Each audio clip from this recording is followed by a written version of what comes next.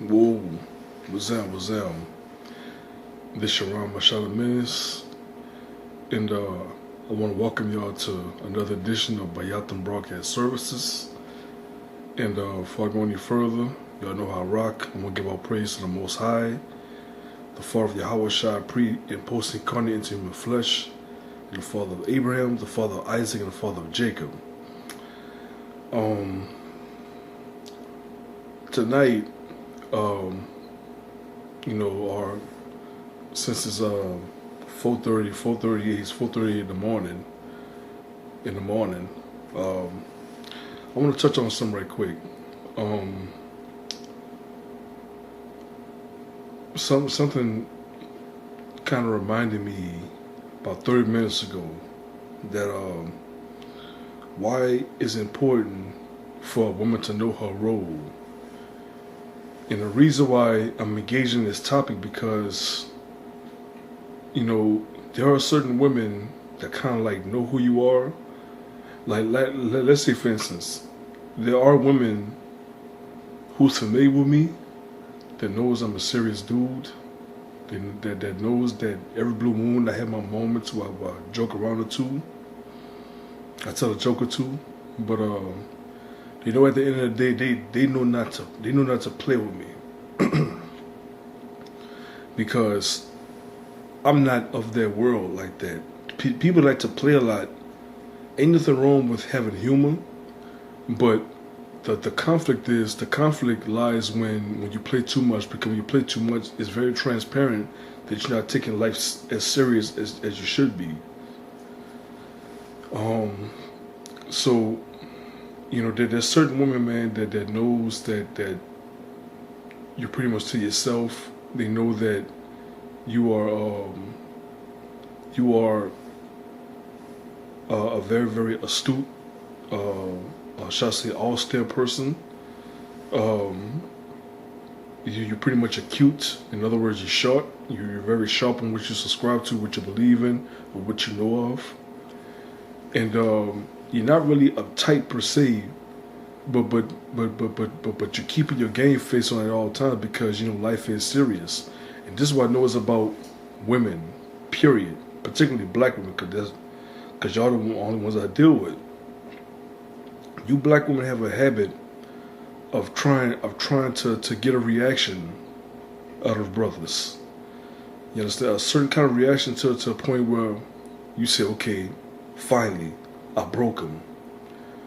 So if a certain woman trying to get a reaction out of me to a point where I let my guard down and I start clowning around with these women, they think that they can talk to me or they can do certain things around me and think they can get away with it, as opposed to me calling them out on this shit. You dig? But it doesn't work that way. I'm gonna call you out. You understand? If I don't like to be talked to a certain way, I'm gonna let you know it. I'm gonna let you know in a cordial manner, but I'm definitely gonna let you know it. I'm not the type of dude for you to talk to me a certain way. You understand? Guard your tongue. Watch your tongue. You understand? So it's very transparent that black women see it, just like what it says in the Testament of Reuben, chapter 4, verse 1. I think it's chapter 5, verse 1. It says, "For women are evil." I'm paraphrasing. And what they lack in authority and acquiring power over man, they deal with things, they scheme treacherously. That's what it says in the Testament of Reuben. Now I personally make my subscription to the Testament of Reuben because it's super legit. I mean, it really engages in the nitty gritty of how evil black women is. Matter of fact, the very first sentence of the first verse of the 5th chapter of Testament of Reuben is, "For women are evil." You see what I'm saying? So if women can get a reaction out of you, a certain reaction out of you that's outside your circle, that's outside your behavioral circumference, then they think they got you. You see what I'm saying? So once they think they got you, they try to take precedence over your whole being. You understand? I dealt with someone like that in my jobs. You understand? whether it was Home Depot, Walmart, Lowe's, Walgreens, whatever the case may be. Because even I ain't gonna never forget, even when I was in McDonald's 28, there was a girl that used to call me Quiet Boy. You understand? Call me Quiet Boy because she's trying to get a reaction out of me. You see what I'm saying? And even I wanted to break and just tell her off. I never broke my silence. I said, okay, I'm a quiet boy. Fuck it, I'm a quiet boy. You dig? And once they realize that they can't break you, they're like, okay, if I go any further, you know, it can escalate to something that's definitely not going to be in my favor. You see what I'm saying? So I love my black woman. I would never trade the black woman for the white woman, for the Hispanic woman. You understand? For the Asian women, the Arabic woman, you name it. I would never betray a black woman, no matter how treacherous and fucked up y'all are. And you black women are some complete, absolute motherfuck ups. And I can say it because the Bible backs me up. Testament of Reuben, chapter 5, verse 1 backs me up. You understand? Book of Proverbs, chapter 9, verse 13 backs me up. You heard me? The book of Ecclesiastes, chapter 25, verse 24 backs me up. The book of Ecclesiastes, chapter 26, verse 25 backs me up. The book of what is it? The book of Ecclesiastes, I think chapter 9, verse 9 backs me up. You heard me? The book of Ecclesiastes, chapter 7, verse 26 backs me up. You heard me? Pretty much all the Testament of Reuben, even the Testament of Reuben chapter 4, starting at verse 1, it backs me up. You understand?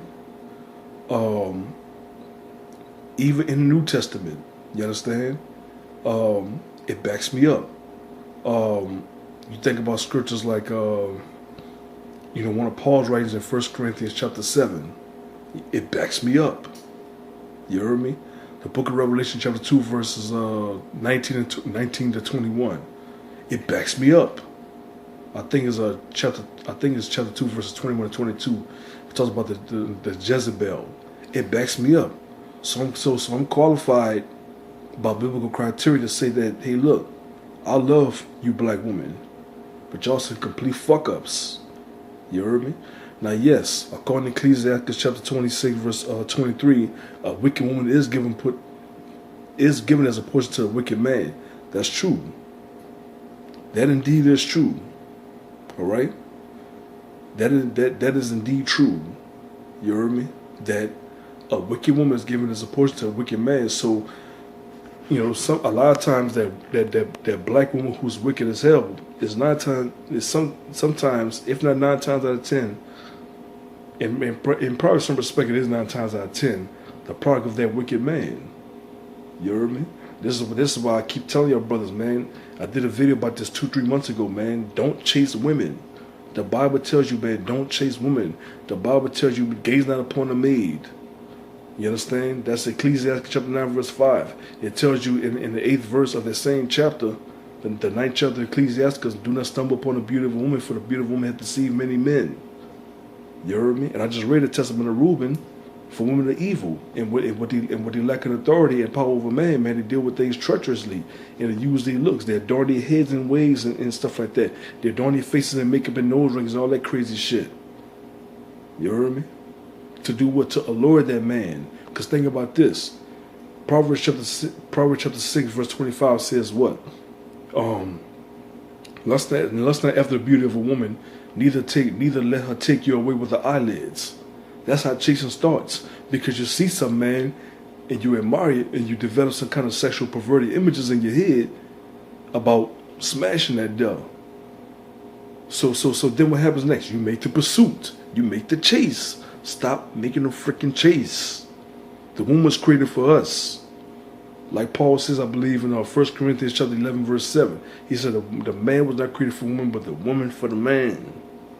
Quit the freaking chasing and stop using Proverbs chapter 18, verse 22 to try to say that he that find the woman, he that find the wife, find a good thing. The word find does not mean chase, you dick. Pardon my French. The word fire in the Hebrew is matzah, M-A-T-S-A, and it means to possess. Hint, hint. He that began in the wife began the possession. A help like unto himself in the pillar of rest. Ecclesiastes chapter 36, verse 24. All right? So I'm saying all that, man, to say, it also means to discover or to encounter, but don't mean to chase or pursue. So I say all that, man, to say, you know, women, get yourself together. Because not everybody likes to be played with like that. All right? Not everybody likes to be played like that. You understand? And I know, like I said, with y'all lacking authority, y'all use your gender to try to get a certain reaction out of men to a point where you can take precedence over them. That shit's wicked as fuck. You heard me? That shit's wicked as hell. I tried to refrain my tongue from using such words, but this is serious business, man. It seemed like the only time, like I remember some chick, man. Last month, she was on my Masha Menace page. I didn't even know she posted anything. She posted something way back in February. I didn't even get a notification. You understand? I'm not gonna say her name, but I posted something about, you know, these women preachers of Jezebel, and she was getting all emotional and things like that. Started tagging people on my page, and so I didn't realize this until months later. Hint, hint. Last year in December 2019, so-called 2019, that she posted on my page. So I checked her and the one that posted a comment on my page. I'm like, you're not going to come to my page, man, trying to take precedence over me, trying to dominate me. You're a woman. You dig? You're a woman. If that makes me a male chauvinist, man, I'm the Michael Jordan of chauvinism. You understand? And it won't be the first time I told a woman that too. All right? So, and then on top of that, you know, I ain't got much time, but I am a woman basher. You heard me? I do bash women. The word bash, if you look it up on Google, the third definition that you encounter, if you type in define bash, B-A-S-H, it says what? It says to criticize severely. You mean to tell me that you black women don't deserve to be severely criticized? You can't tell me that you black women do not deserve to be severely criticized. The book of Hebrews chapter 12 says that the Most High loved those who he chastised. And you woman was created for our sakes. And we have to chastise and bash ass, man, because we do give a F-U-C-K about you. So yes, I look at myself as a constructive woman basher. Get how you live. You heard me? Get how you live. If you're going to unsubscribe, unsubscribe. If you're going to follow me, unfollow me. But I'm telling you, ain't nothing I'm saying. I don't know how many scriptures that I quoted so far. In some respect, I gave you the Hebrew linguistics of what a particular word means. So I'm not taking it out of context. Tell me where I'm wrong. Tell me that you women don't deserve to be severely criticized because your mundane behavior, because your dull behavior, your spiritually uninspired conduct. Instead of being otherworldly, you're worldly. You heard me? It's, we got to be, the Most High severely criticize us. He bashes us because he give a damn. We got to bash off because we give a damn. You heard me? We people like me, man, we want y'all to make the transition from being degenerate women. We want y'all to make that transition from being degenerates into being morally productive.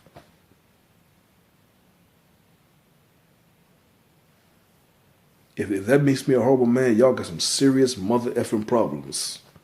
And I can't help y'all and I won't help y'all. I'm going to go into somebody, man, who will seek help. Who's willing to be burned by the oracles of the Heavenly Father Yahweh. You understand? Because the Most High Word can do two things. It can bring you to destruction or it can bring you to refinement. Which one would you prefer, black woman? All right? And for that, man, I'm going to say Shalom Alaikum. You heard me? Shalom. Peace.